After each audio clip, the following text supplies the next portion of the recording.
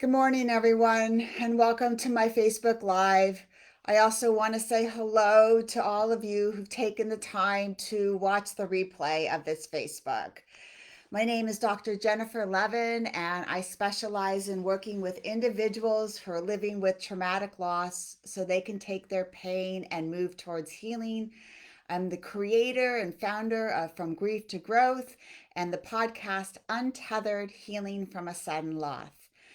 I'm so happy to report that we're finally getting a little bit of sun here on Whidbey Island in Washington State.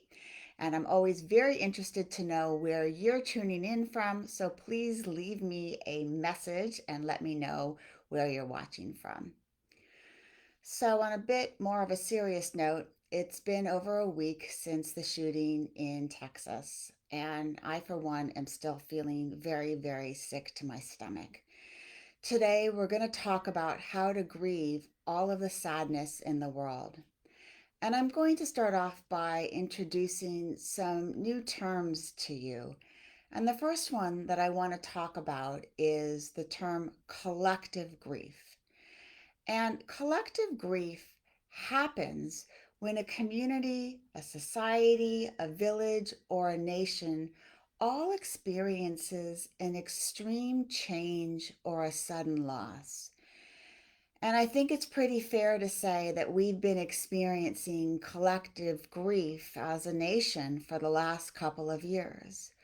I mean, it was just recently that we hit the oh my goodness, the million number of people that we've lost to the pandemic who've died from this disease. There's been countless number of shootings that we've experienced, most recently with all these children who were killed last week. And there's been so many other countless number of random acts of violence. There's been the war in Ukraine, and there's probably been so many other deaths that I can't even think about on top of that. Individually, I can't imagine that anyone has escaped a loved one who has not died in the past couple of years, whether it's been a sudden death or an anticipated death. And everyone I know has experienced an extreme change due to the pandemic, even if it's not been a loss of life. There's been loss of jobs, loss of financial stability, change in family situations, health changes, and I could go on and on and on. And this has been so difficult for everyone to bear. And this leads me to my next term, which is what I call grief overload. And when you experience grief overload, it's like you're up to here in grief. You can't take any more in. And this is a state where you become numb to it. Um, you've lost the ability almost to react and to feel, to cope, or to handle it anymore. I mean, how much or how many times have you turned on the news and you just like, you can't even react?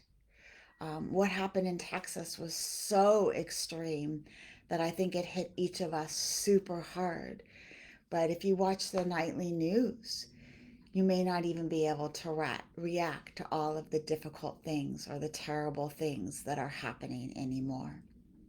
And grief overload can be detrimental to your physical and your mental health. Often, you may know that you're experiencing grief overload when you feel powerless in its wake. You feel that you have no control anymore over what's happening, and you feel really, really overwhelmed by everything that's going on, and especially after what happened last week in the world. And so there's just this sadness right now. And what do we do with this sadness? How do we respond? How do we react? What do we do?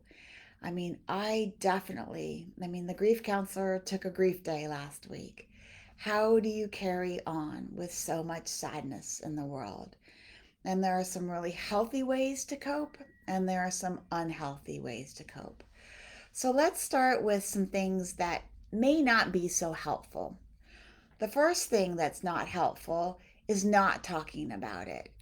If you're one of those people who just sweeps it all under the rug and doesn't say a word, that might not be in your best interest. This is something you've got to address. All of these horrible things that are happening, you've got to find an outlet. You've got to find a way to address it. Whether it's talking about it, whether it's exercising, you've got to journaling, and these are actually getting into all my tips of things that you need to do or might be helpful for you. But don't let everything bottle up inside. You've got to find a way to address it. Number two, don't engage in self destructive behaviors. It can be really tempting to turn to alcohol, to recreational drugs, to overeat, to gamble, shopping. We all have our vices, to spend, become a workaholic, to turn to video games, internet shopping. All of that stuff just numbs us out and it takes us away from what's going on because there's so much sadness. Try and acknowledge, uh-oh, this is something I'm doing, and get some help or kind of advert and go or redirect and do some other things if you recognize that you are going into those patterns.